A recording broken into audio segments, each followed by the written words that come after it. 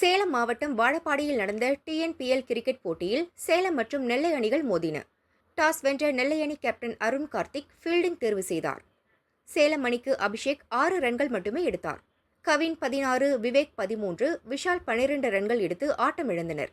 Robin pissed 23, captain ஷிதித் சந்திரன் 20 ரன்கள் எடுத்து ஆறுதல் தந்தனர்.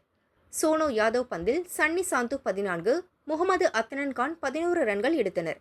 பொய்யாமொழி எடுத்த எடுப்பிலேயே அவுட் ஆனார். 17 ரன்கள் எடுத்து ஹரிஷ்குமார் கை கொடுத்தார்.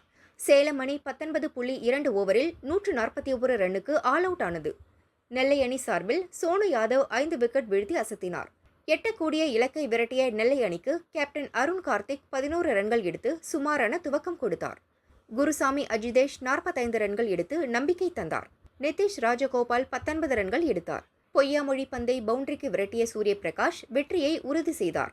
நெல்லை அணி 18.5 ஓவரில் 7 விக்கெட்டுக்கு 144 ரன்கள் எடுத்து வெற்றி பெற்றது. சூரியபிரகாஷ் 43 ரன்கள், அருண்குமார் 3 ரன்கள் எடுத்து அவுட் ஆகாமல் இருந்தனர்.